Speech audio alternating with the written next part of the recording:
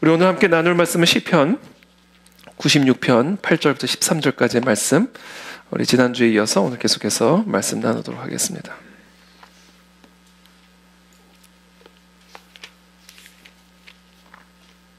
시편 96편 8절부터 13절까지인데요. 그래도 우리가 너무 냉정하게 딱 8절부터 읽지 말고 우리 1절부터 한번 다 같이 한번 읽어보도록 하겠습니다. 시편 96편 1절부터 다시 한번 한 절씩 교독하겠습니다. 새 노래로 여호와께 노래하라. 온 땅이여 여호와께 노래할지어다.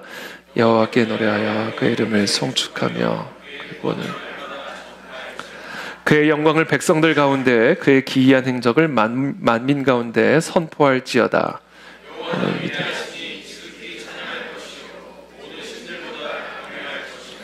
만국의 모든 신들은 우상들이지만 여호와께서는 하늘을 지으셨음이로다. 존귀와 위엄이 그의 앞에 있으며 능력과 아름다움이 그의 성소에 있도다. 만국의 족속들아 영광과 권능을 여호와께 돌릴지어다.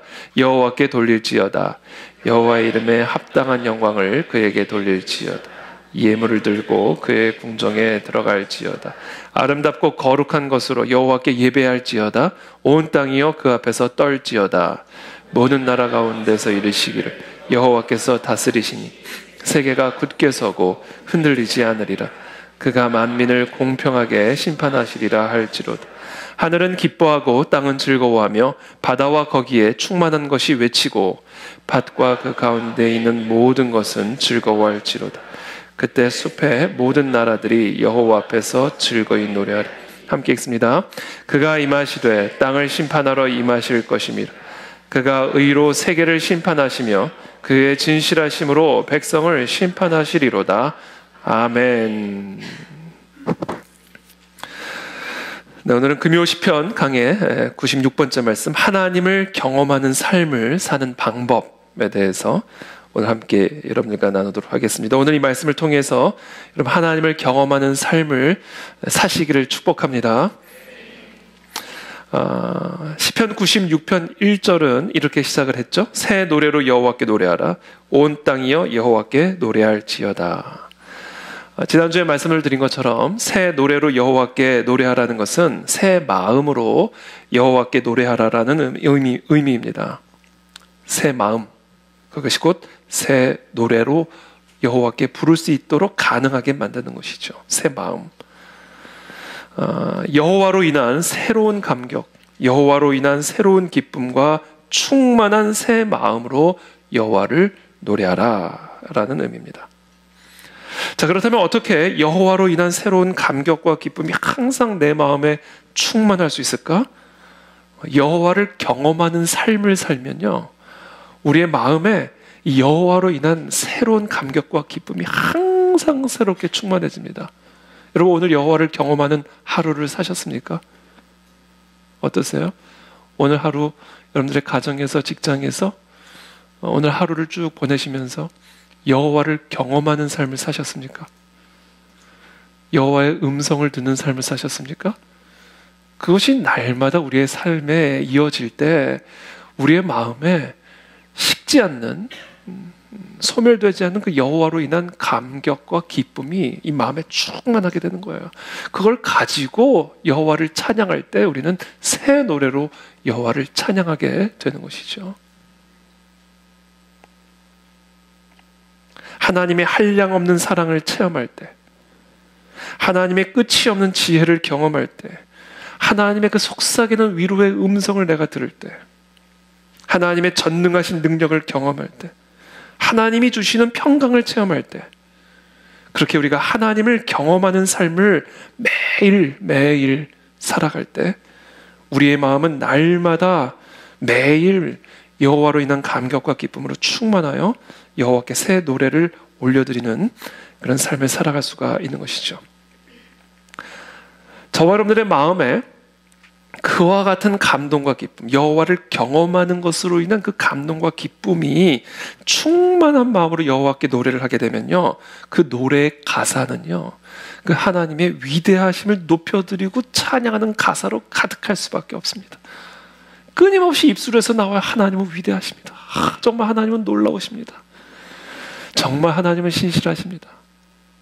하나님은 정말 따뜻하십니다. 이 고백이요, 계속해서 나오게 됩니다. 하나님을 경험하는 삶을 살면요, 우리의 입술의 고백, 여호와께 올려드리는 우리의 새 노래의 가사는 언제나 그 위대하신 하나님을 높여드리는 고백과 가사로 충만할 수밖에 없는 것이죠. 바로 그 가사의 내용이 2절부터 나옵니다. 여호와께 노래하여 그의 이름을 송축하며 그의 구원을 날마다 전파할지어다. 시편의 기자는 하나님의 구원을 체험했어요. 그래서 지금 선포하는 겁니다. 새 노래로 여호와를 찬양. 하나님을 경험한 거예요. 하나님의 구원을 경험한 겁니다. 그래서 지금 시편의 기자는 그 하나님의 구원을 기뻐하는 마음으로 충만하여 새 노래를 올려드리고 있는 겁니다. 여러분, 하나님은 우리의 구원자이십니다. 우리를 곤경에 빠뜨리는 모든 문제들로부터 우리를 구원하시고, 우리를 저주하고 우리를 쓰러뜨리려고 하는 모든 원수와 대적들을 무찌르시고 우리를 그들의 손에서 건져내시는, 구원하시는 구원자 하나님이십니다. 이게 오늘 신실하신 하나님으로부터 받은 약속입니다. 여러분, 하나님은 우리를 구원하시는 분이세요. 지금 여러분들이 어떤 어려움과 문제 가운데 있든지 하나님은 그 어려움으로부터 구원하실 것입니다. 어떤 원수 대적으로부터 공격을 받고 있고 정말 곤경에 처해 있든지 간에 하나님 그 원수들의 머리를 밟으시고 우리를 그 곤경에서부터 건져내 주실 것입니다. 하나님은 구원자 하나님이에요. 그 하나님을 지금 이 시편의 기자가 체험한 거예요. 하나님은 진짜 구원자이시구나. 하나님은 어떤 웅덩이와 수렁에 내가 빠졌다 할지라도 그 웅덩이와 수렁에서 나를 끌어올리시고 반석 위에 내 걸음을 두시는 구원자이시구나. 그 하나님을 경험할 때 우리는 그 하나님을 노래하지 않을 수가 없는 것이죠. 내가 여호와를 기다리고 기다렸더니 귀를 기울이사 나의 부르짖음을 들으셨도다. 여러분, 곤경에 빠져 계십니까? 원수들로부터 공격을 당하고 계십니까? 여호와를 기다리고 기다리십시오. 여호와께 부르짖으십시오. 그 하나님은 우리의 부르짖음을 들으시고 우리를 기가 막힐 웅덩이와 수렁에서 끌어올리시고 내 발을 반석 위에 두사 내 걸음을 견고하게 하실 것입니다. 그것을 체험한 이 시편의 기자가 새 노래 곧 우리 하나님께 올릴 찬송을 내 입에 두셨으니 많은 사람이 보고 두려워하여 여호와를 의지하리로다. 여러분, 하나님은 우리를 구원하십니다. 여러분들의 피곤함으로부터 여러분들을 구원하실 거예요. 여러분들의 육적인 지침으로부터, 영혼의 지침으로부터 여러분들을 구원해내실 것입니다.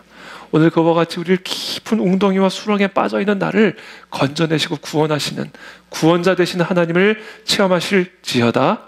체험하실 것을 믿음으로 선포하십시오. 그 시편의 기자 오늘 본문에서 계속해서 말합니다. 그의 영광을 백성들 가운데, 그의 기이한 행적을 만민 가운데 선포할지어다. 기이한 행적으로 나를 구원하셨어. 하나님이 우리를 구원하시는 방법은요, 정말 기이합니다. 우리가 생각하는 구원의 방법, 해결책, 구원책은요, 뭐 손을 꼽을 수가 있어요. 그 손을 꼽아봐가지고 이게 도무지 제대로 나를 해결할 수 있는 상황이 아니 되면 우리는 완전한 절망의 수렁에 빠져버리게 되는 것이죠. 근데 여러분, 하나님의 우리를 구원하시는 방법에는요, 한계가 없으십니다. 저 여러분들이 아무리 완벽한 절망의 웅덩이에 빠져 있다 할지라도 하나님이 우리를 그 절망의 수렁과 웅덩이에서 구원해내시는 방법에는요, 한계가 없으세요. 여러분, 한번 주변에 얼굴을 들 봐보세요. 나랑 똑같이 생긴 사람 있으세요? 저를 보시지 마시고 옆에 있는 사람 다 다르잖아요, 얼굴이. 예? 그렇죠? 다르죠? 왜 이렇게 좋았어? 이 한 뼘, 얼굴 한 뼘, 손 한 뼘. 이 공간, 이 손 한 뼘이 되는 이 공간 안에요, 어마어마한 다양성이 존재해요. 어떻게 그렇게 하실까? 전 그게 신기해요. 손 한 뼘이 되는 공간을요, 수억이 뭐예요? 태초부터 지금까지 똑같이 생긴 사람이 하나도 없으니까. 모르죠. 또 조선시대로 갔다지 또 나랑 똑같이 생긴 사람이, 그건 뭐 제가 알 수는 없습니다만,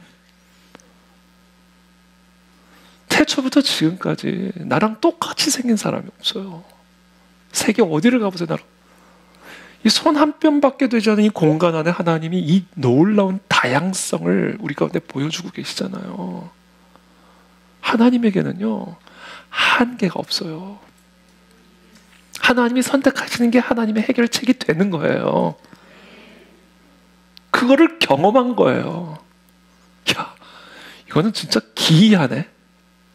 상상할 수도 없는 방식으로 나를 이 절망의 수렁과 무덩이에서 건져내시네. 나는 내가 고작 10가지 정도 해결책을 딱 옵션을 두고 하나 둘씩 제끼면서 완전한 절망의 수렁에 빠져버렸는데, 와, 하나님의 구원책과 해결책에는 이거는 정말 상상을 초월하는구나. 그 하나님을 여러분 믿으시길 축복합니다. 그와 같은 하나님의 구원책이 저와 여러분들의 삶을 기다리고 있습니다. 절망과 수렁에서 건져내실 거예요.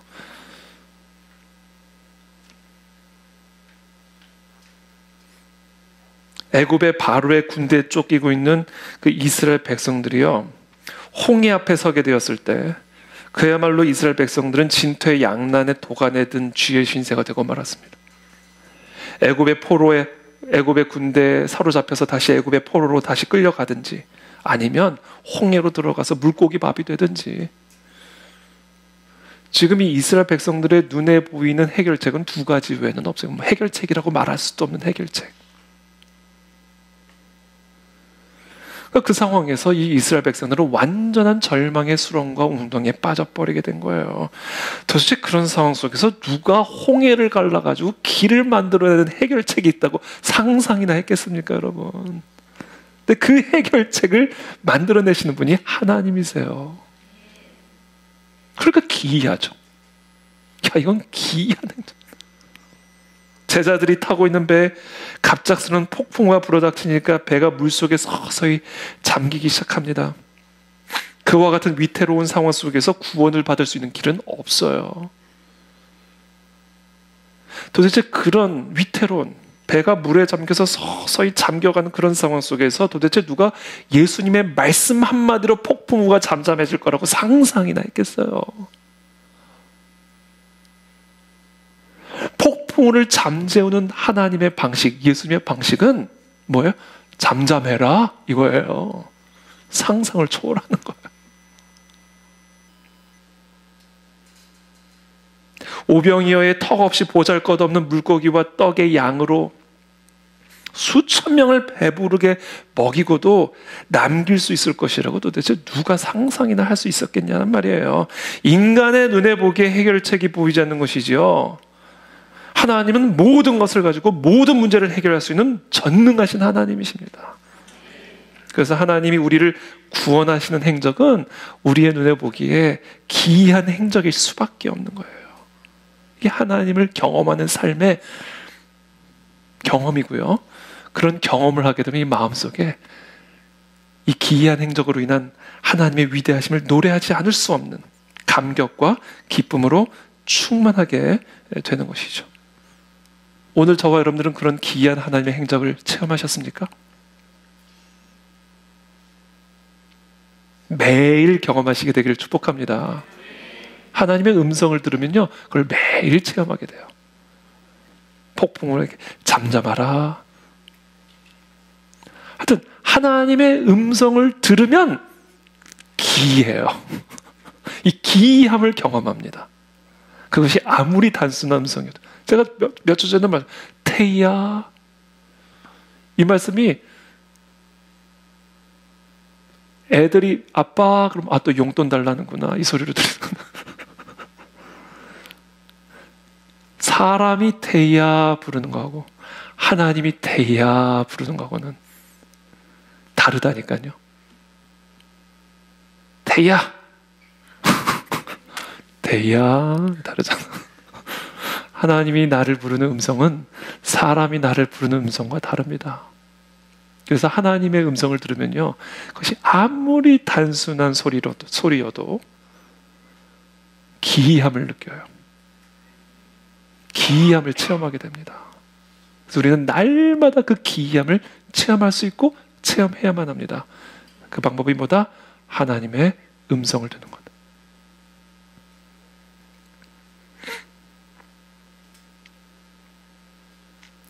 그러니까 시편 96편 4절부터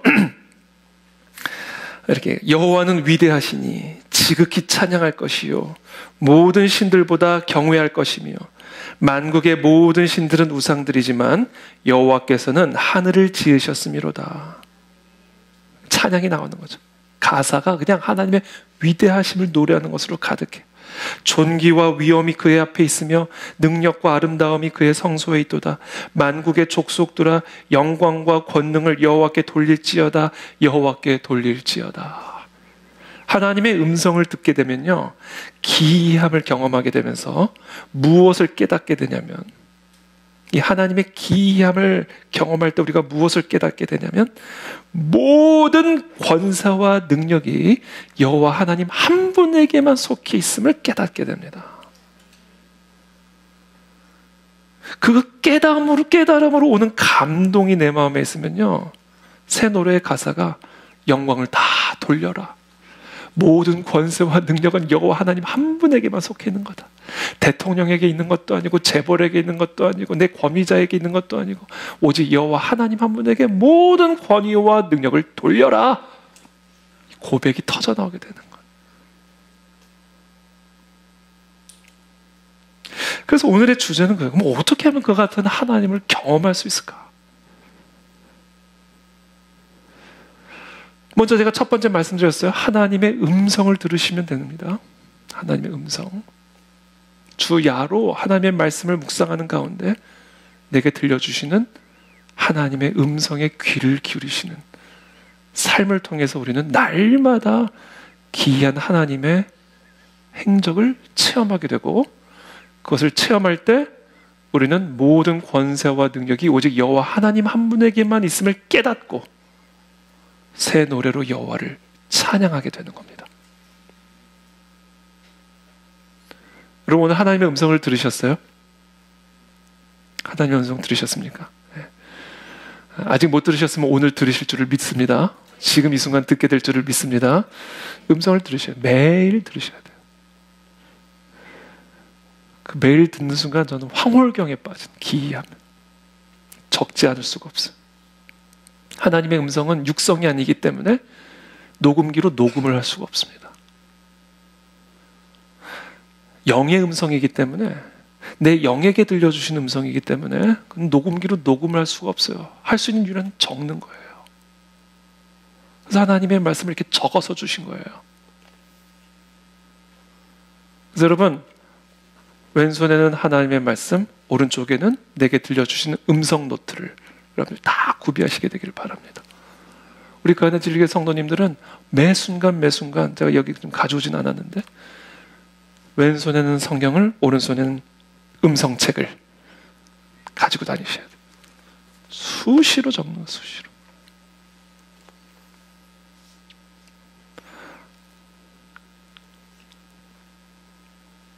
막 수시로 말씀을 하시니까 이빨 닦다가도 말씀하시면 이빨 닦, 점심 먹고 이빨 닦는데 말씀을 하시는 거예요. 칫솔을 물고 방으로 돌아와서 적는 거예요. 금방 날아가요. 잊어버릴까 봐. 노트가 없으면 스마트폰에 막 적는 거예요. 성령님이 말씀을 하시죠. 그리고 그냥 하루하루가 기이해요. 하루하루가 새 노래와 새 마음으로 사는 겁니다. 어떤 웅덩이에 있어도 상관없어요. 어떤 수렁에 빠져도 상관없습니다.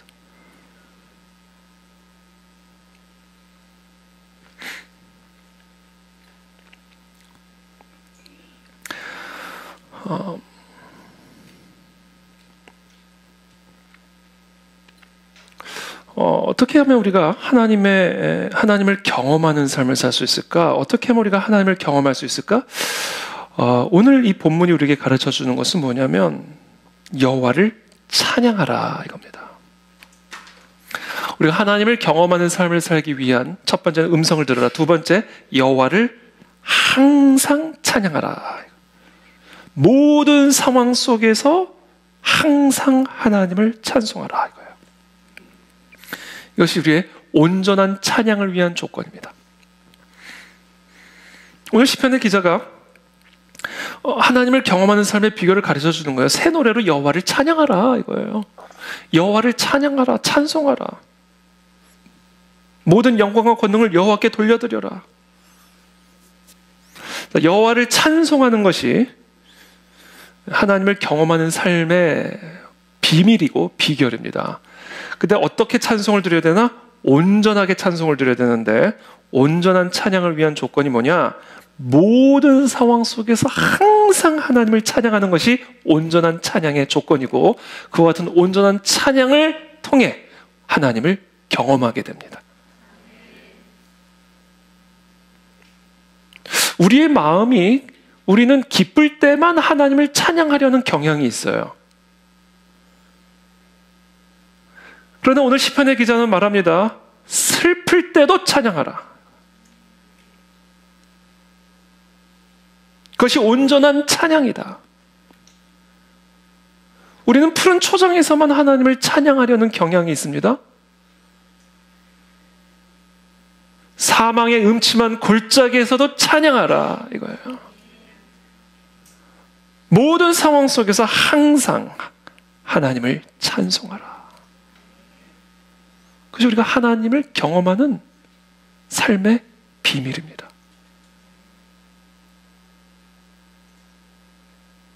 그것이 온전한 찬양인 이유는, 우리가 하나님을 찬양 드리는 이유가 우리가 기뻐서 드리는 것이 아니라 하나님의 하나님 되심 때문이기 때문에 그래요. 우리가 뭐 일이 다 잘 풀려서 하나님을 찬양하는 거, 우리의 상황이 찬양의 근거가 아니에요, 여러분. 하나님의 하나님 되심이 찬양의 근거입니다. 왜? 하나님을 찬양하는 거니까. 하나님께 찬양하는 거니까. 내가 기쁜 감정을 갖고 있다고 찬양하는 거 아니고, 지금 내가 처한 상황이 잘 풀린다고 해서 찬양은 우리 상황에게 찬양하는 거죠. 여호와께 찬양하라는 거예요. 그러니까 여호와께 찬양을 하는 거는요, 내가 기쁘나 슬프나, 푸른 초장이나 사망의 음침한 골짜기나, 일이 잘 풀리나 일이 잘 풀리지 않아, 내가 건강하나 병이 들었거나, 부유하나 가난하나, 모든 상황 속에서 하나님께 찬양하라 이거예요. 그게 온전한 찬양입니다, 여러분. 그게 하나님을 경험하는 삶의 비결이에요. 푸른 초장에 있을 땐 찬양하다가 사망의 음침한 골짜기를 들어가면 찬양이 뚝 끊어지니까 그 골짜기에서 헤어나오지를 못하는 겁니다. 일이 잘 풀릴 때는 콧노래를 부르며 하나님을 찬양하다, 일이 다 막히고 꼬이고 끊어지니까 그때는 찬양도 뚝 끊어지니까 하나님을 경험하는 삶을 살지를 못하는 거예요. 하나님을 경험하는 삶을 살기 위한 비결은 온전한 찬양을 드려야 되는데, 그 온전한 찬양이란 나의 상황 때문에, 나의 감정 때문에 나오는 찬양이 아닌 그냥 여호와 하나님의 하나님 되심 때문에 드리는 찬양, 그것이 온전한 찬양이고, 그 같은 온전한 찬양은 모든 상황 속에서 항상 여호와를 찬양하는 찬양입니다. 슬픈 상황 가운데 계십니까? 여호와를 찬양하십시오. 막다른 골목에 들어가셨습니까? 깊은 웅덩이와 수렁에 빠지셨습니까? 거기서 여호와를 찬양하십시오. 그때 우리는 하나님을 경험하게 됩니다. 기이한 하나님의 음성을 듣게 됩니다. 그 음성을 들을 때 우리는 웅덩이와 수렁에서 빠져나오는 기이한 하나님의 구원을 체험하게 되는 것입니다. 그리고 지금 당장 하나님을 찬양하십시오. 날마다 찬양하십시오. 한탄하지 마시고, 탄식하지 마시고, 애통해하지 마시고 그 모든 애통과 탄식과 눈물을 찬양으로 바꾸십시오.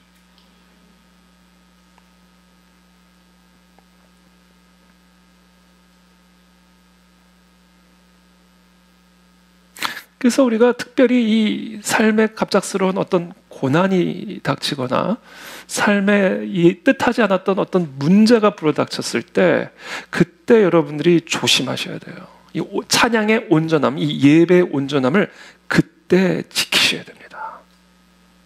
그때 예배의 자세가 흐트러져 버리게 되면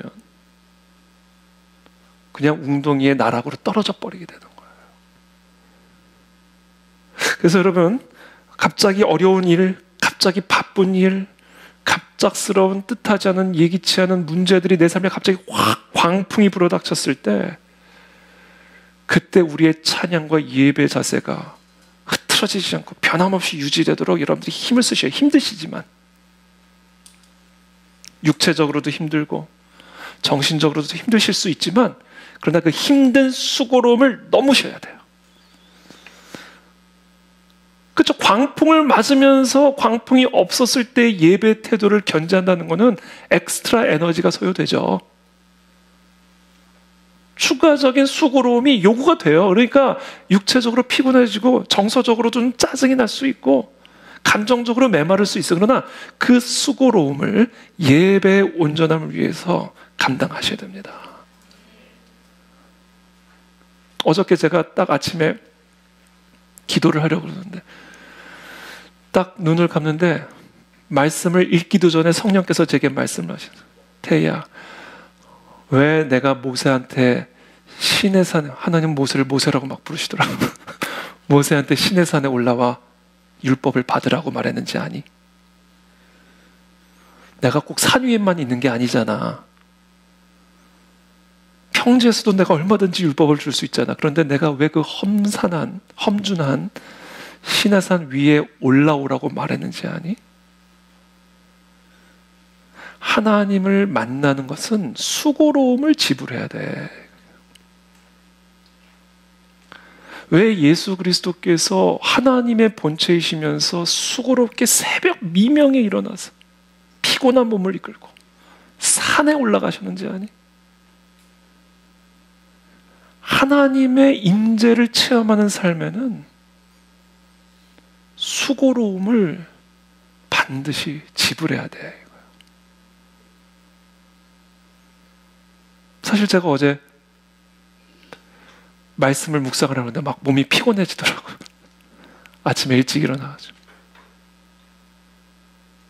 그래서 하나님이 저한테 다시 한번 격려를 하시고 수고로움.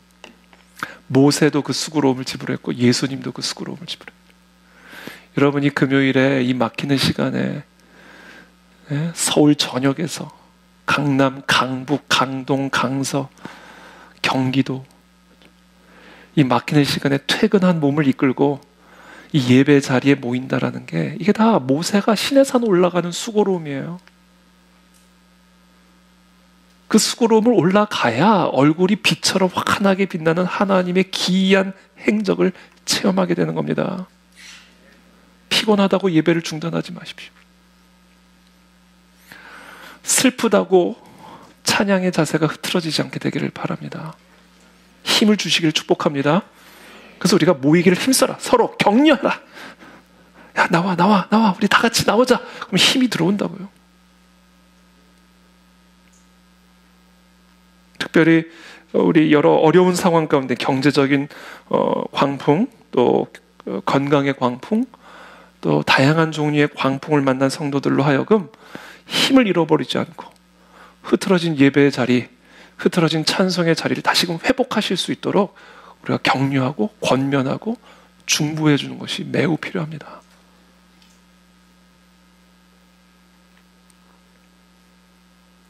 자, 그와 같은 삶, 그와 같은 온전한 예배와 찬송을 드리는 그런 삶을 우리에게 가르쳐주는 성경의 대표적인 인물이 있는데 그 사람의 이름이 바로 욥입니다. 욥.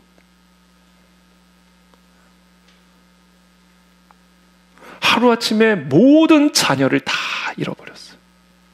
광풍이 불어가지고 하루아침에 얼마나 끔찍한 상황입니까, 여러분? 그게다가 아니 하루아침에 재산을 다 날려버리는 광풍이 임한 거예요.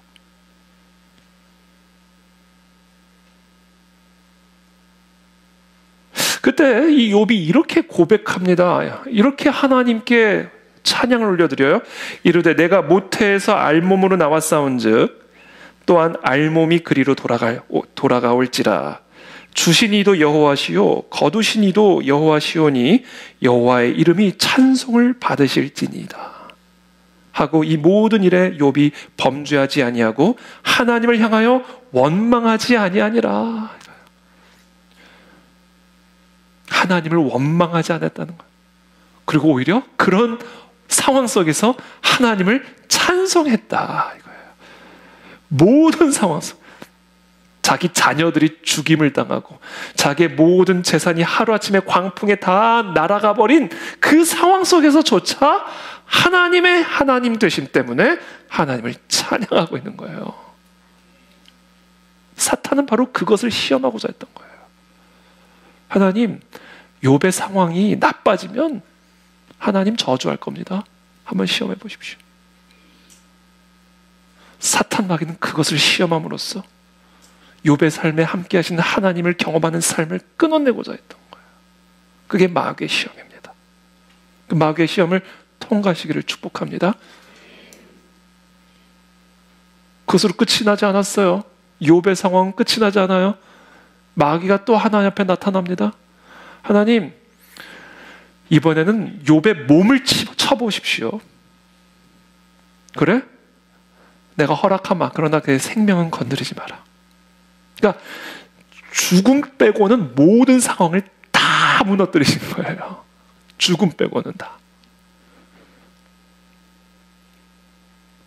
그랬더니 욥의 아내가 하나님 저주하고 죽어라. 그렇게 하나님을 저주하고 죽어라. 거기서 무슨 찬양이냐?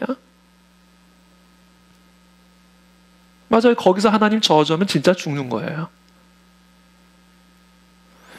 그 욥의 아내에게 욥이 제 가운데 앉아서 질그릇 조각을 가져다가 몸을 긁고 있더니 그의 아내가 그에게 이르되 당신이 그래도 자기의 온전한 찬양을 굳게 지키느냐? 하나님을 욕하고 죽으라. 그가 이르되 그대의 말이 한 어리석은 여자의 말 같도다. 그렇죠. 어리석은 말이죠. 상황이 나쁘다고 하나님을 욕하는 것은 하나님을 경험하는 삶을 끝장내버리는 정말로 죽음이죠. 우리가 하나님께 복을 받았은즉 화도 받지 아니하겠느냐 하고 이 모든 일에 욥이 입술로 범죄하지 아니하니라. 사탄 마귀의 이 유혹, 미혹 끝까지 욥은 하나님을 찬송함으로 이겨냈습니다. 이게 우리가 감당해야 할 사탄 마귀의 미혹이고 속임수입니다. 상황이 나쁘니까 하나님 원망해라. 수렁에 빠졌으니까 하나님 저주해라. 찬송을 그만둬라. 사탄 마귀의 속임수죠. 그것을 극복한 사람이 욥이에요. 이 하나님을 경험하는 삶의 비밀입니다. 온전한 찬양. 모든 상황 속에서 항상 하나님을 찬송하는 것. 이것이 영적 전쟁입니다.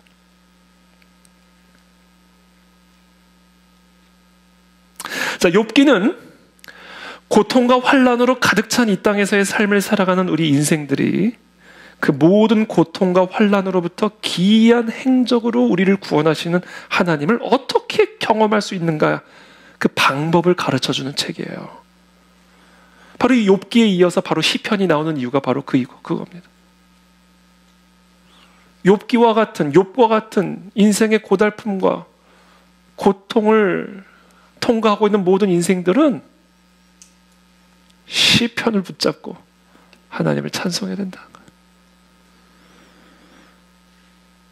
욥과 더불어 우리에게 이 온전한 찬송의 모범을 보여주는 대표적 인물이 바로 다윗이죠. 특별히 시편 23편은 시편 중에서도 시편이라고 불러지는 찬송이죠. 여호와는 나의 목자시니 이걸로 끝이에요. 푸른 초장에서도 여호와는 내 목자, 사망의 음침한 골짜기에 있어도 여호와는 내 목자.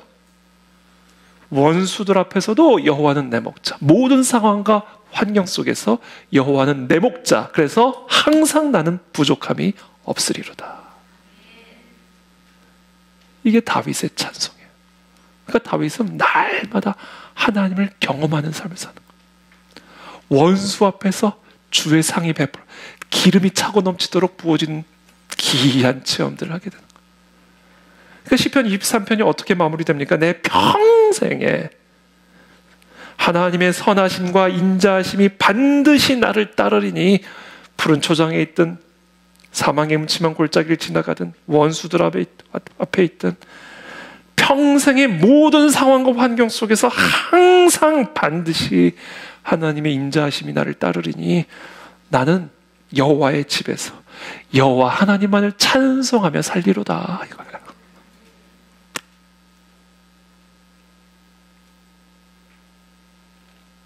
저는 교회에서 사시는 성도님들을 보면 너무 기쁘고 감사하고 행복해요. 산다는 얘기는 여기서 먹고 자고 취식을 한다는 의미가 아니라 새벽에도 보고 금요일에도 보고 주일에도 보고 주중에 그냥 아무 때나 기도하러 오시는 걸 보고 그냥 교회에서 사시는 분들,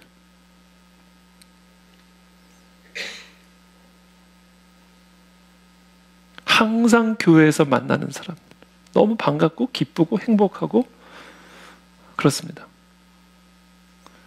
여기 계신 분들처럼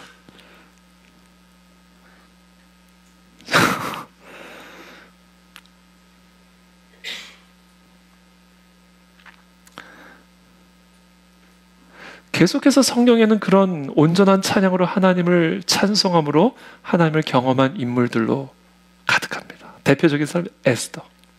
우리 2주 후에 에스더 금식 기도회가 진행이 되는데 하만의 계략으로 유대인 전체가 멸절당할 수 있는 완벽한 흑암의 위기, 민족적인 환란인 동시에 개인적인 위기 속에서 모르드게와 에스더는 우리에게 어떤 모범을 보여주고 있습니까?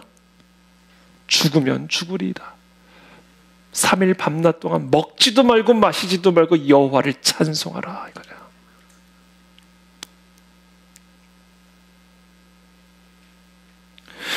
그리고 여호와를 원망하면 여호와로부터 멀어지게 만듭니다. 그러나 여호와를 찬송하는 자는 환난과 어려움 속에서도 여호와께 더 매달리게 만드는 거죠. 금식기도. 이것이 환난 속에서 하나님의 하나님 되심을 찬송하는 방법 중에 하나임을 에스더와 모르드게가 우리에게 가르쳐 줍니다. 여러분 정말 위기 가운데 계신다면 이번 1년에 3차례밖에 없는 이 에스더 금식 기도에 절대로 낭비하지 마십시오. 이 기회를 딱 붙잡고 온전한 찬송으로 하나님께 나아가십시오. 하나님의 기이한 행적을 경험하실 거라니까요, 여러분. 그것이 질병의 문제든 경제적인 문제든 뭐 관계의 문제든 무엇든 이번 5일간의 금식 기도의 기간 동안에 작정하고 그 하나님을 찬송해 보십시오. 그리고 죽을 때 죽더라도 그게 에스더의 고백이에요. 내가 금식을 하고 규례를 어기고 아하수에로 왕 앞에 나가서 내가 그때 죽을 때 죽더라도 나는 하나님을 찬송하고 하나님의 기이한 행적을 기다려보겠다 이거예요. 다니엘, 자신을 시기하는 동료 고관들의 모함으로 인해 누구든지 왕 이외의 어떤 신에게나 사람에게 기도를 하는 자, 찬송하는 자는 사자굴에 던져넣기로 하는 법안에 왕의 직인이 찍힌 걸 알고 다니엘이 어떻게 했어요? 이 위기 속에서 다니엘이 어떻게 했어요? 다니엘이 이 조서에 왕의 도장이 찍힌 것을 알고도 자기 집에 돌아가서는 윗방에 올라가 예루살렘으로 향한 창문을 열고 전에 하던 대로 흔들림 없이 모든 상황과 환경 속에서 사자굴에 들어간다 할지라도 하루 3번씩 무릎을 꿇고 기도하며 그의 하나님께 뭐 했다? 감사하였더라. 이게 찬송이에요. 이게 감사할 상황입니까? 통곡할 상황이지. 근데 그 상황 속에서 하나님의 하나님 되심으로 인해 감사가 나오는 거예요. 이건 억지로 할 수 있는 게 아니죠. 하나님의 음성을 들은 겁니다. 놀라지 말라, 두려워 말라, 내가 너와 함께함이니라. 물 가운데 지날지라도 불 가운데 지날지라도 물이 너를 삼키지 못할 것이고 불이 너를 사르지 못할 것이니 너는 내 것이라. 이 기이한 음성이 임한 거예요. 그러니까 감사가 나오죠. 찬송이 나오죠. 모든 영광과 권능을 여호와께 돌리며 그 앞에서 하나님을 찬송하는 다니엘의 모습이 온전한 찬양을 드리는 성도의 모범이다.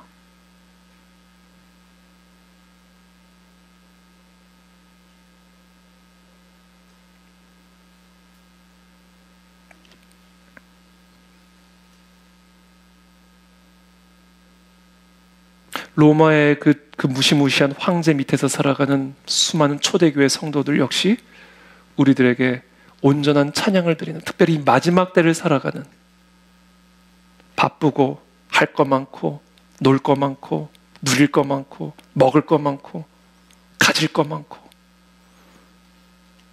모든 것을 누릴 수 있고 모든 것을 가질 수 있고 모든 것을 할 수 있는 그런 마지막 때 가운데 오직 예배, 오직 예배.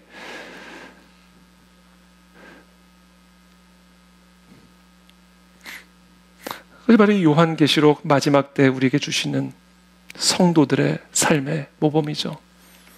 요한계시록 3장에 보면 7개의 교회, 초대교회에 대해서 하나님이 매우 엄중한 경고의 말씀, 따뜻한 위로의 말씀을 전하면서 마지막 교회인 라오디게아 교회에게 보내는 말씀을 끝으로 3장이 마무리가 됩니다.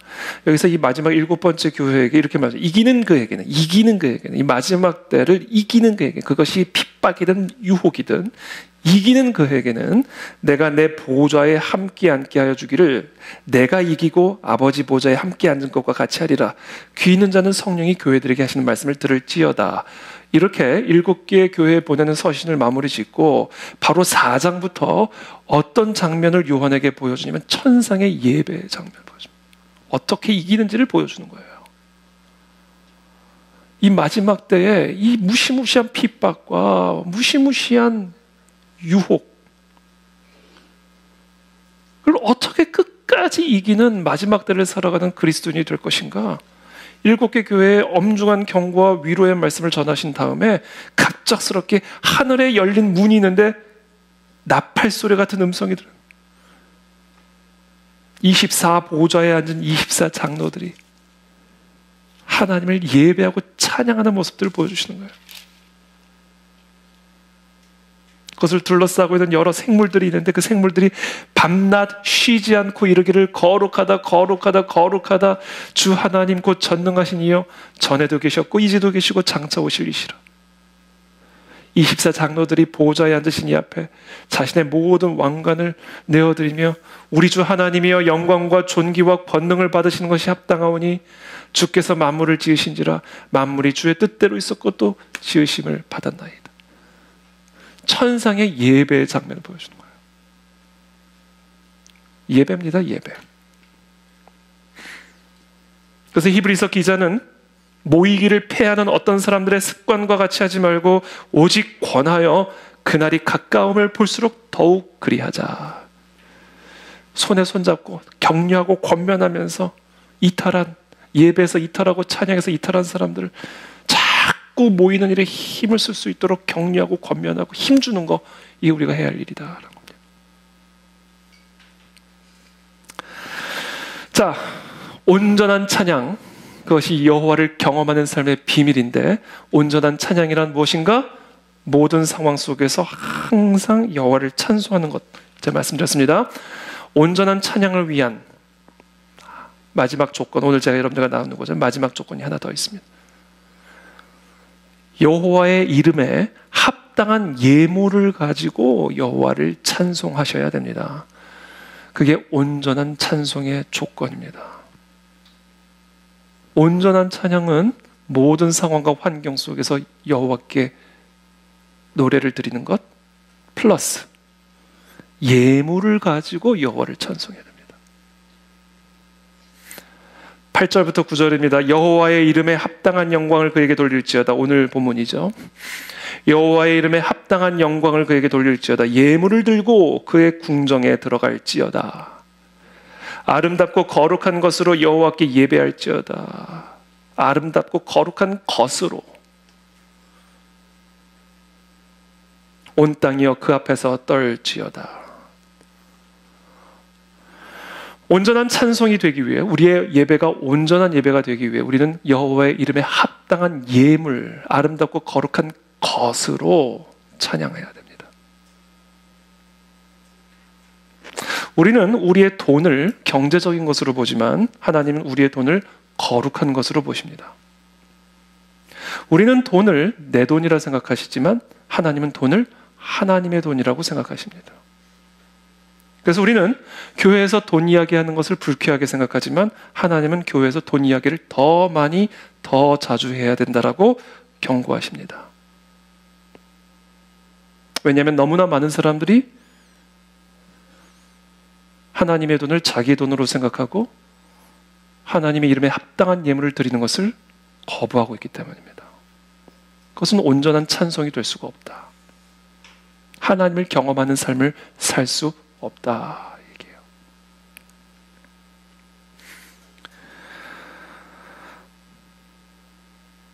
출애굽기에서 하나님은 이스라엘의 모든 남자가 1년에 3차례 예루살렘 성전에 나아가서 예배를 드리고 하나님 앞에서 즐거워하도록 규정하셨습니다. 출애굽기 23장 14절부터 말씀해, 너는 매년 3번 내게 절기를 지킬지니라. 너는 무교병의 절기를 지키라. 내가 네게 명령한 대로 아비월에 정한 때에 2래 동안 무교병을 먹을지니 이는 그 달에 네가 애굽에서 나왔음이라. 빈손으로 내 앞에 나오지 말지니라.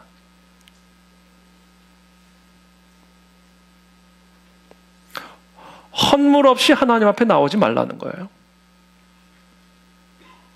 그건 온전한 찬양이 아니라는 겁니다. 모든 상황 속에서 항상 하나님을 예물을 가지고 찬송하라. 오늘 연합 합쳐서 말씀드리면 이거예요. 부하든 가난하든 건강하든 아프든 푸른 초적이든 사망의 음침할 꼬적이든 하나님께 드려지는 그분의 이름에 합당한 온전한 찬송은 그 이름에 합당한 예물을 가지고 찬양하는 것이다.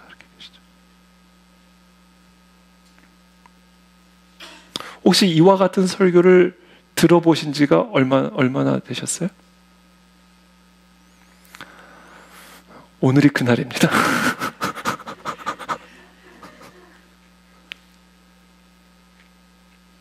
왜 그런 명령을 내리셨을까? 첫째, 헌물은 하나님께 영광을 돌리는 거예요.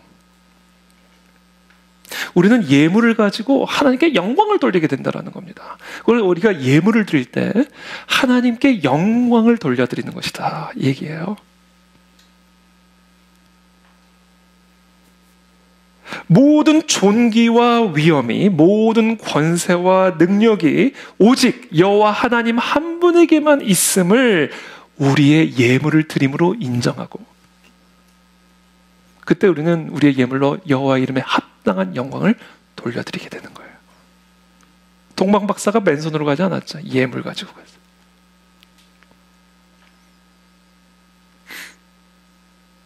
향이 옥합을 깨뜨린 여인, 이 여인이 한 일을 내가 다시 오는 그날까지 온 세상에 전파하리라. 하나님의 이름에 합당한 영광과 찬송은 옥합을 깨는 예물을 드리는 예배다. 빈손으로 오지 마십시오. 그래서 어떤 교회를 가면, 저도 어떤 교회에 집회를 가면요, 그런 교회들이 있어요. 그러니까 매 예배 때마다 헌금 봉투를 이렇게 헌금함에 넣지 않고 이렇게 강대상 위에 올려.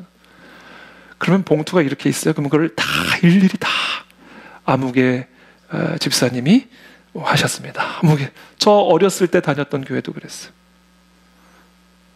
근데 그게 처음에 시간도 많이 걸리고, 또 헌금하지 않은 분들은 또 마음에 상처가 될 수 있게 왜 저렇게 하시나, 헌금을 독려하기 위해서 저러시나, 약간 그런 생각도 사실 있었던 것도 사실인데, 그게 참 중요한 거구나. 헌물을 가지고 하나님께 예배드리는 문화, 이거는 온전한 찬양을 위한 필수 조건이구나. 저는 그렇게는 못해요. 제 스타일이 아니에요. 근데 그렇게 하는 게 의미가 있구나 생각은 들어요. 마치 우리가 예배 때 찬양하듯이, 찬양 없는 예배, 여러분, 예배팀 없는 예배 상상하실 수 있습니까? 설교가 생략된 예배 상상하실 수 있으세요? 헌물 없는 예배는 상상할 수 없는 거예요. 이게 하나님의 관점이에요. 그러니까 예배 시간에 예배팀이 있듯, 예배 시간에 설교자 있듯, 예배 시간에 헌물.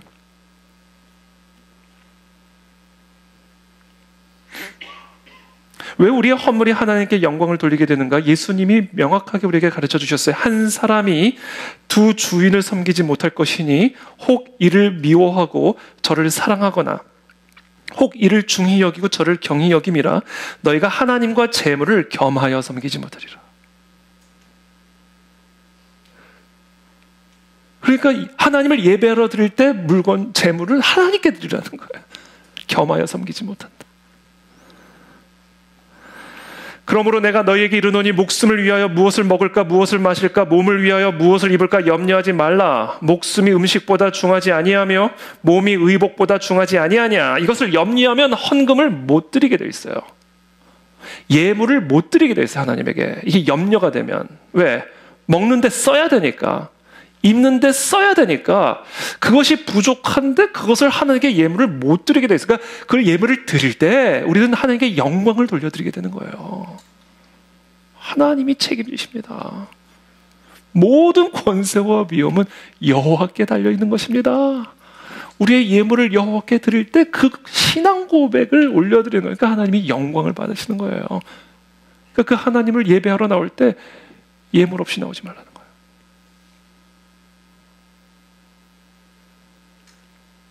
목숨이 음식보다 중하지 아니하며 몸이 의복보다 중하지 아니하냐. 공중의 새를 보라. 심지도 않고 거두지도 않고 창고에 모아들이지도 아니하되 너희 하늘 아버지께서 기르시나니 너희는 이것들보다 귀하지 아니하냐.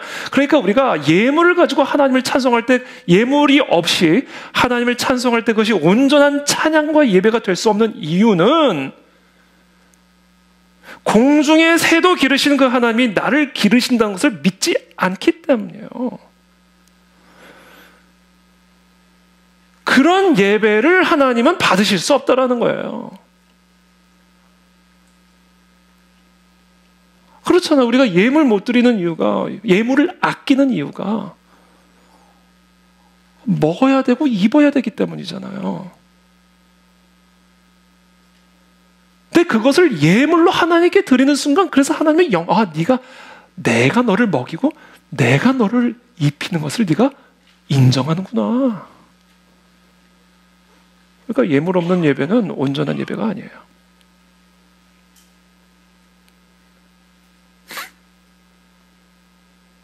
근데 이렇게 말씀하시잖아요. 여호와께 드리는 예물을 들고 그의 궁정에 들어갈지어다. 8절에 여호와의 이름에 합당한 영광을 그에게 돌릴지어다. 그러면서 말씀하시면 예물을 들고 그의 궁정에 들어갈지어다. 자, 합당한 이름에, 하나님의 이름에 합당한 영광을 돌리는 건 예물을 들고 들어가는 것, 지금 설명드린 것처럼 그래야 궁정에 들어갑니다. 하나님의 온갖 보화가 있는, 하나님의 기이한 행적이 들어가 있는, 하나님의 무한한 지혜와 하나님의 무한한 치료책과 하나님의 무한한 구원책이 쌓여있는 하나님의 보고에 들어갈 수가 있어요.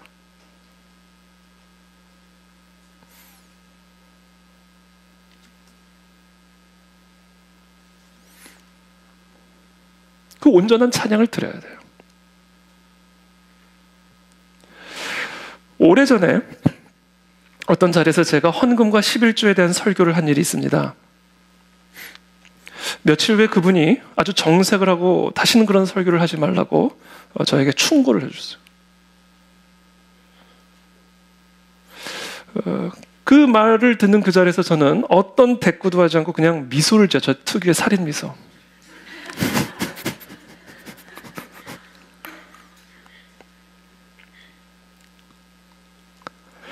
제가 그 자리에서 그냥 미소를 할 수밖에 없었던 이유는 그 말은 제게 하는 말이 아니었기 때문이에요. 그 말은 하나님에게 한 말이었기 때문에 제가 그 중간에서 제가 어떤 대꾸를 할 필요도 없고 할 수도 없었어요.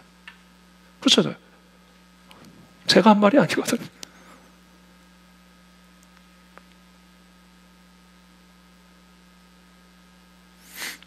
그 말은 하나님에게 하는 말이었어요. 다시는 그런 설교하지 마시고.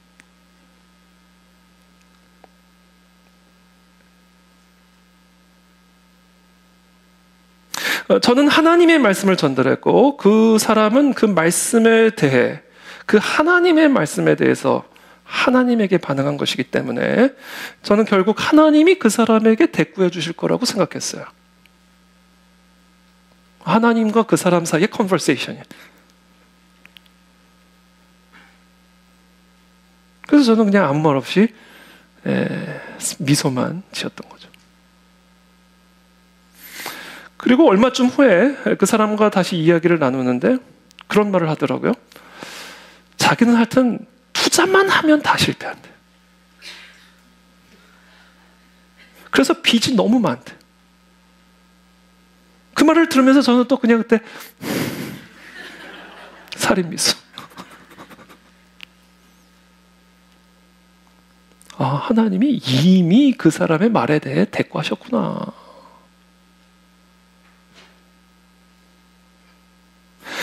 하나님의 각종 보화와 보물, 공중에 나는 새도 먹이시고 저 들판에 피는 꽃도 입히시는 그 하나님의 기이한 행적, 하나님의 보화와 한량이 없는 지혜와 권능으로 가득한 하나님의 궁정에 들어가려면 예물 가지고 오라는 거예요.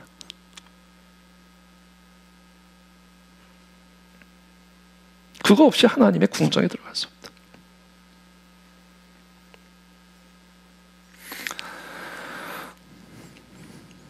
많은 그리스도인들이 잘 모르고 있는 게 하나가 있습니다. 그건 하나님이 우리가 드리는 헌물을 하나님의 장부에 기록하고 있다는 사실이에요. 교회가 행정적으로 헌금을 다 장부에 기록하죠. 그렇죠? 행정적으로 처리를 해야 될 문제들이 있으니까. 근데 교회만 장부에 기록하고 있는 게 아니에요. 하나님이 장부에 기록하고 있습니다.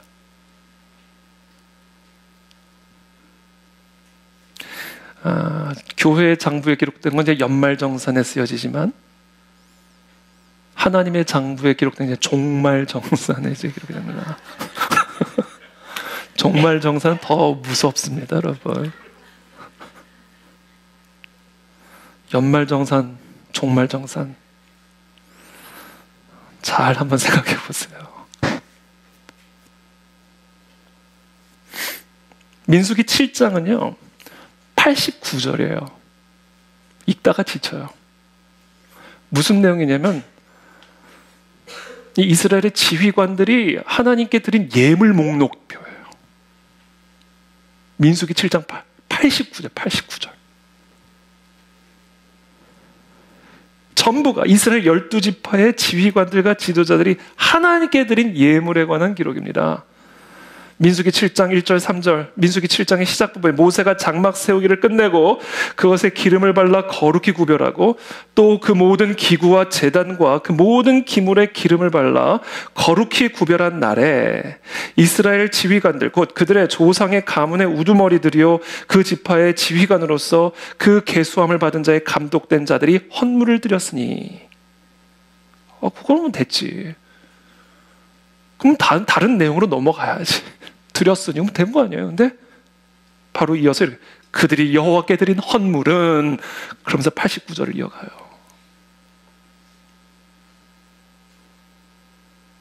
여러분, 성경에 하나님이 담고 싶은 내용이 얼마나 많았을까요? 생각해 보세요. 하늘을 두루마리 삼고 바다를 먹물 삼아도 다 기록할 수 없는 그 하나님의 말씀. 그 말씀을 이 작고 작은 이 지면에 담고자 하셨을 때 하나님은 이 지면을 얼마나 실용적으로 경제적으로 축약적으로 사용하셨겠을까요? 그렇잖아요. 근데 그런 귀한 지면에, 네? 하나님은 도대체 왜 이 지휘관들이 드린 헌물의 목록을 일일이 다 기록하신 걸까? 이 귀한 지면에 89절을.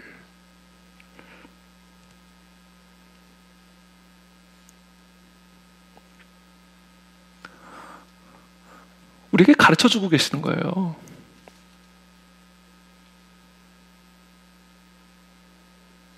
마가복음 12장 41절입니다. 예수께서 헌금함을 대하여 앉으사 무리가 어떻게 헌금함에 돈 넣는가를 보실세.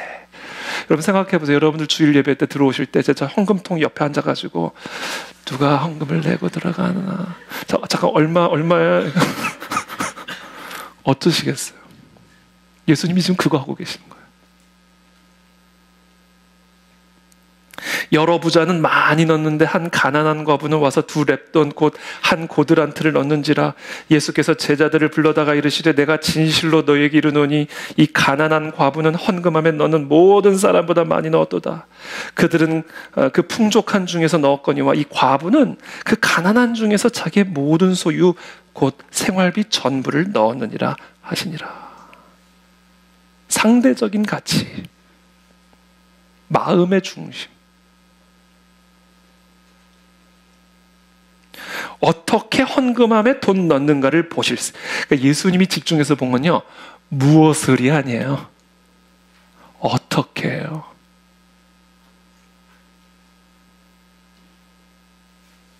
과부의 무엇을과 부자의 무엇을은 다를 수밖에 없어요. 그러나 다르면 안 되는 게 있는데 어떻게 해요.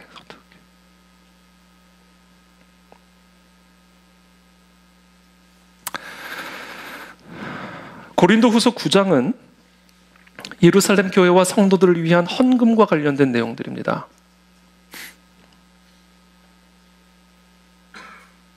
이 말씀에서 사도 바울은 이 헌금의 올바른 3가지 마음자세, 어떻게 헌금을 해야 되는가?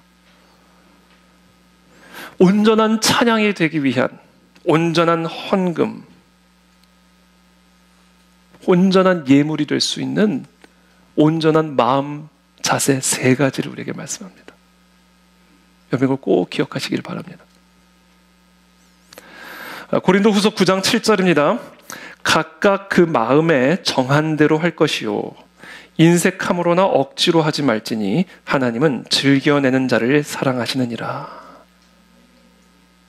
하나님의 사랑을 받기 위한 조건이에요.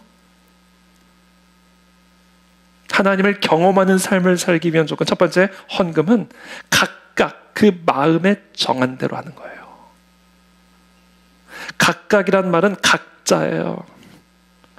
교회에서 헌금 액수 정해주는 거 아닙니다. 누구한테 물어보고 정하는 거 아니에요. 각자가 개별적으로 마음에 정한 대로 자발적으로 드리는 거예요.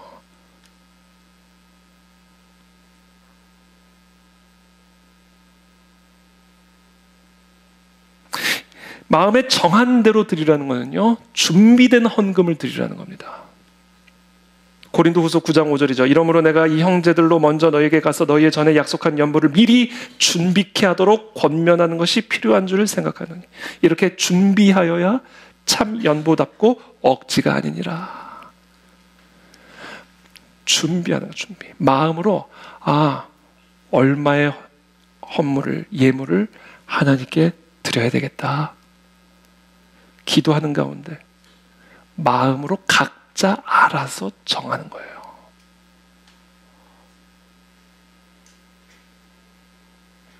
강요나 타의에 의한 헌금은 안 됩니다. 다른 사람들에게 끌리지 않고 일시적인 흥분에 지배되지 않고 성령의 감동으로 각자 개별적으로 자발적으로 정하는 거예요. 두 번째, 각각 그 마음에 정한 대로 할 것이요. 두 번째, 인색함으로나 억지로 하지 말지니 즐겁게. 하나님은 즐겨내는 자를 사랑합니다. 헌금은, 예물은 인색함으로나 억지로 하지 말고 즐거운 마음으로 해야 됩니다. 그러니까 우리가 각자 개별적으로 자발적으로 하나님께 예물을 드리는 그 마음의 기준이 있어요. 어떤 마음으로 드리게 되면 이게 자발적으로 즐겁게 하나님께 드리는 것인가. 그 마음의 기준이 있습니다. 그 기준선이 뭐냐면 인색한 마음으로 하면 안 돼요. 그건 아무리 자발적으로 하는 것이어도 온전한 예물이 아니에요. 인색함으로 하면 안 되고 반대로 억지로 하는 것도 안 돼요. 즐거운 마음이 올라오는 기준. 막 여러분 그런 경험이 있으세요? 막 빨리 드리고 싶어요. 예물을 빨리 드리고 싶어요. 그래서 주일까지 못 기다리겠으니까 미리 준비를 해가지고 그냥 밑에 내려와서 넣고 올라가. 너무 빨리 드릴까. 이게 뭐야? 마음이 즐거워. 이 예물을 드리는 게 즐거워. 그게 온전한 예물이라고.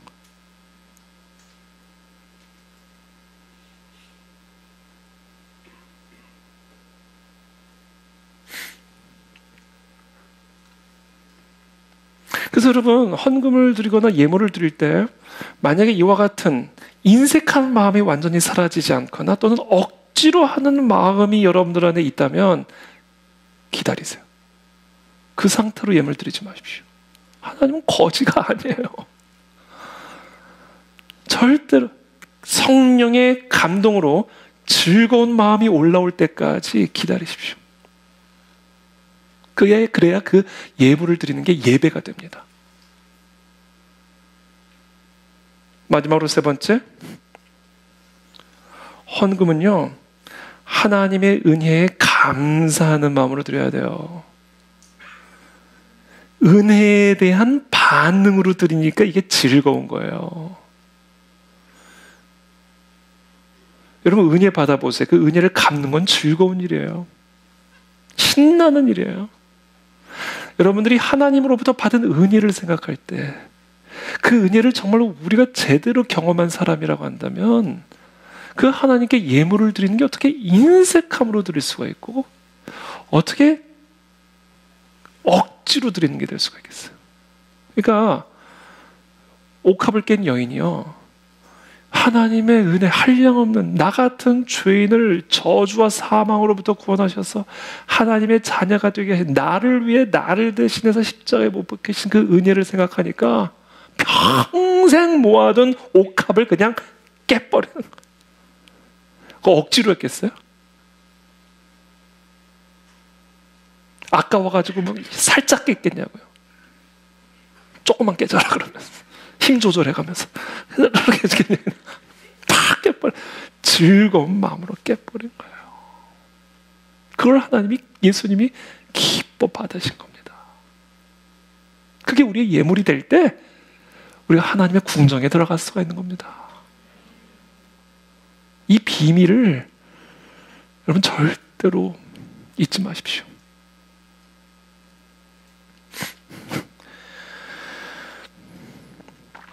이 고린도후서 9장에 연보라고 기록된 이 헬라어가 율로기아라는 단어는 축복을 내포하는 단어입니다. 예물의 다른 이름이 축복이에요. 왠지 아세요? 예물을 드리면 축복이 오니까. 그래서 예물은 축복의 씨앗이라는 얘기예요. 그래서 예물은 율로기요, 축복이라는 의미를 지니고 있는 단어예요. 씨를 뿌려야 거두죠. 농부는 두 종류의 씨를 갖고 있대요. 먹는 씨와 심는 씨. 먹어야죠. 생활을 해야 될 거 아니에요, 그렇죠? 농부도. 근데 씨를 다 먹어버리면 내년에 뭘 먹어요? 그러니까 농부는요 씨를 딱 적절하게 분류를 하는 거예요. 먹을 씨와 내년을 위해서 심을 씨. 이걸 다 먹어버리면 내년에 굶는 거예요. 그러니까 여러분들이 먹을 씨와 심을 씨를 잘 하나님 앞에서 분배하시고 계획하셔야 돼요. 그래야 저와 여러분들의 평생의 삶에 공중에 나는 새도 먹이신 그 하나님의 기이한 보살핌과 돌보심을 체험하는 삶을 살 수가 있는 겁니다. 다 먹어버리니까 심은 게 없으니까 거둘 게 없는 거예요. 그러니까 맨날 빈 공기의 악순환이야. 다 먹어버리니까 꼬다 먹고 끌어다 먹고 심지는 않으니까. 그러니까 헌금 설교한다고 뭐라 그러면 저는 할 말이 없는 거예요. 웃을 수밖에 없는, 웃을 수밖에. 그리고는 빚 때문에 고통스럽다고 기도 요청을 해오면 그때도 그냥 웃을 수밖에 없는 거예요.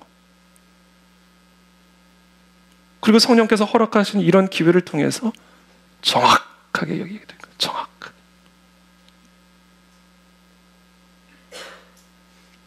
여러분, 올바른 헌금은 결코 우리를 가난하게 만들지 않습니다. 뿌린 것 이상으로 거두게 만듭니다. 하나님은 즐겨내는 자를 사랑하시느니라. 하나님의 사랑을 입은 자가 되는 거예요. 그 자만이 하나님의 궁정에 들어갈 수가 있는 것입니다. 자, 이처럼 우리가 온전한 찬양, 모든 상황 속에서 항상 여호와를 찬양하며 그의 이름에 합당한 예물로 하나님을 찬양하여 하나님의 궁정에 들어갈 때 우리가 누리게 되는 아주 기이한 행적, 시편 96편 10절부터입니다. 모든 나라 가운데서 이르기를 여호와께서 다스리시니 세계가 굳게 서고 흔들리지 않으리라. 그가 만민을 공평하게 심판하시리라 할지로다. 하늘은 기뻐하고 땅은 즐거워하며 바다와 거기에 충만한 것이 외치고 밭과 그 가운데 있는 모든 것은 즐거워할지로다. 그때 숲의 모든 나무들이 여호와 앞에서 즐거이 노래하리니 그가 임하시되 땅을 심판하러 임하실 것임이라. 그가 의로 세계를 심판하시며 그의 진실하심으로 백성을 심판하시리로다. 심판. 모든 걸 다 바로잡아 주실 거예요. 여러분, 억울한 일 경험하셨어요? 온전한 찬양을 드리십시오. 다 바로잡아 주실 겁니다. 다 회복해 주실 겁니다. 하나님의 백성에게 억울함이란 없습니다. 모든 걸 다 보상하시고 모든 걸 다 갚아주십니다. 그러므로 손해봤다 생각하지 마시고 억울하다 생각하지 마십시오. 온전한 찬송을 드리십시오. 하나님, 우리를 그 모든 억울한 웅덩이와 수렁에서 건져내시는 기이한 행적을 우리 가운데 베풀어 주실 줄을 믿습니다. 온전한 찬송으로 하나님께 나아가는 저 여러분들 되시기를 예수님의 이름으로 축복합니다. 기도하겠습니다.